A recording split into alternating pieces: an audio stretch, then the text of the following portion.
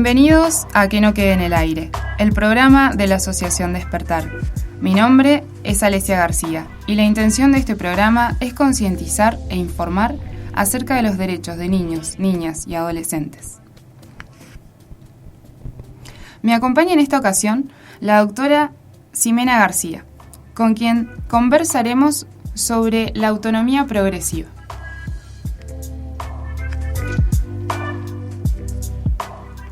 Buen día, Ximena, ¿cómo estás? Hola, buen día, Alesia. Muy bien, gracias. Bueno, en este segmento, el día de hoy, vamos a conversar sobre un tema que es la autonomía progresiva.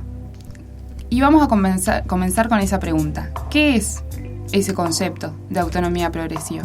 Bien, la autonomía progresiva es un principio general que está receptado en nuestro Código Civil argentino.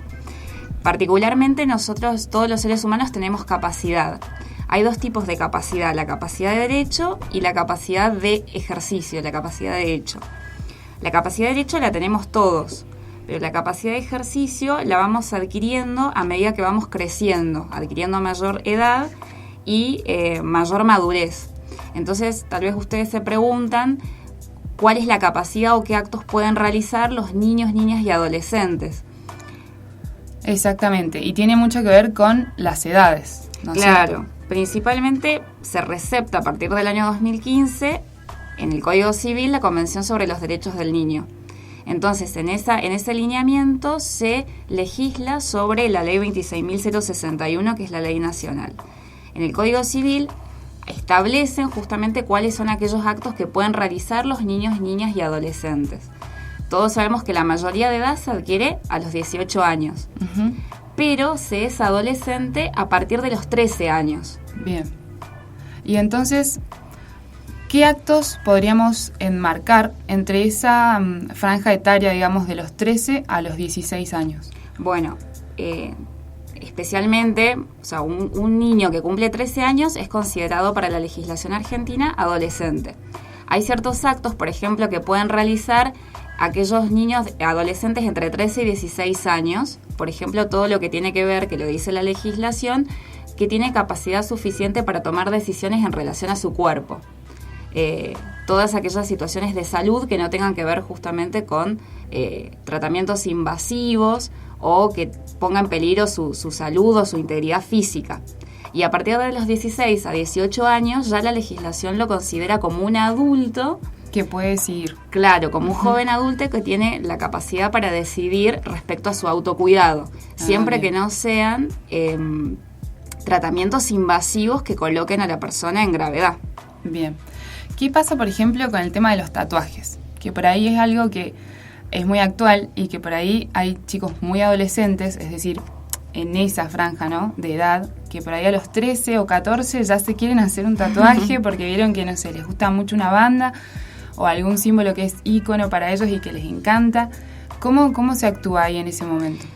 La realidad, la legislación lo que marca es que un adolescente de 16 hasta 18 años, pero mayor de 16 años, ya su consentimiento por sí solo es capaz y tiene la madurez suficiente como para elegir su tatuaje y realizarlo. Uh-huh. Distinto es el menor de 16 años. Bien. Menor de 16 años probablemente se requiera el consentimiento o el asentimiento de un progenitor.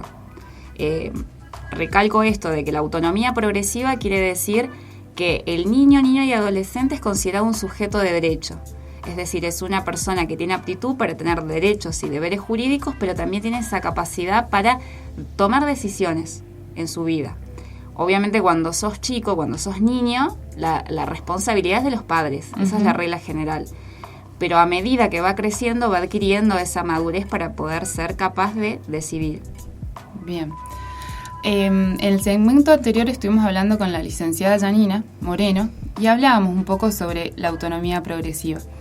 Específicamente hay casos que, bueno, en los que lamentablemente por diferentes situaciones que van transcurriendo a lo largo de la vida, hay momentos en los que los niños y niñas deben decidir en situaciones que son jurídicamente complicadas, digamos. Sí. ¿Cómo, a partir de qué edad, por ejemplo, los niños pueden decidir con qué progenitor quedarse, quizás incluso con alguien de la familia? El principio general, lo que dice la legislación internacional y por ende nuestra nación, es que siempre se le da el derecho a ser oído en todo proceso judicial al niño, niña o adolescente. Uh-huh. Es decir, tiene la posibilidad, también depende de su edad y su madurez, de tomar esas decisiones en lo que tenga que ver con conflictos familiares o afectivos. O sea que desde chiquitos, desde niños, menores de 13 años, tienen el derecho a ser oídos y a tomar decisiones si así es necesario. Y obviamente cuando hay conflicto entre los progenitores y los niños, bueno, siempre hay que tomar la decisión los jueces y particularmente también intervendrá el Ministerio Público. Nosotros tenemos defensores, que está la Defensoría Nacional, que justamente lo que establece es abogar por los derechos de los niños. Bien. Bueno, y siguiendo con el tema de las edades, ¿no? ¿Qué derechos y obligaciones empiezan a tener a partir de los 16 en adelante? A partir de los 16 años y siempre en el ámbito de lo que la regambre constitucional establece es más que nada la expresión, el derecho a ser oído y el cuidado con la salud. Especialmente todo lo que tenga que ver con tratamientos médicos o, por ejemplo, cirugías estéticas no reparadoras. Tal vez quiera hacerse algo que no es justamente una cirugía estética por algún trauma o accidente que haya tenido, uh-huh. Pero tiene que ver, no es autocuidado, sino más bien una cirugía invasiva, claro. Una situación de cambio físico. Uh-huh. Exacto, requiere el asentimiento de un progenitor, por más que sea mayor de 16 años. Uh-huh. También el matrimonio.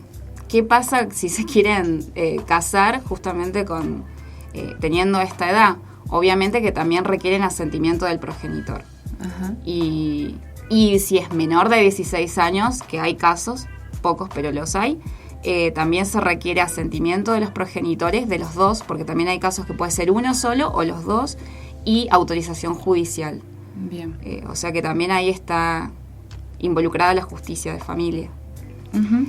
Hay muchos casos, o sea, se van dando cotidianamente situaciones, por ejemplo, la donación de órganos o lo que tiene que ver con cambio de sexo, uh-huh. El de identidad, el de identidad. Casi siempre se requiere autorización judicial y estamos hablando de mayoría de edad, claro. Porque estamos hablando de procedimientos que son invasivos. Entonces, la regla general es que va a requerir mayoría de edad, pero bueno, hay casos que son menores, entonces uh-huh. va a requerir asentimiento de los progenitores o, en su caso, si hay conflicto, la justicia. Bien. Y bueno, establecer esto, ¿no? Principalmente tener en cuenta que todos tenemos capacidad de derecho, aptitud para ser titulares de derechos y deberes jurídicos. Todos tenemos deberes, ¿no? Uh-huh. Pero la capacidad de ejercicio la vamos adquiriendo a medida que vamos creciendo, teniendo edad y aptitud, madurez especialmente para tomar las decisiones. La autonomía progresiva tiene que ver con esto, con la posibilidad de decidir. Obviamente que a medida que vamos creciendo, menor responsabilidad de los padres va a haber, que es la denominada responsabilidad parental, porque la regla general es que los menores siempre es la responsabilidad a cargo de sus padres. Bien. En la medida que los chicos crezcan, obtengan edad y aptitud específicamente, ¿no? Porque la autonomía progresiva no se trata de ser capaz, sino de tener una aptitud, una competencia para decidir que lo que estás haciendo realmente lo querés. Bien. Y qué importante es la educación en todo esto, ¿no?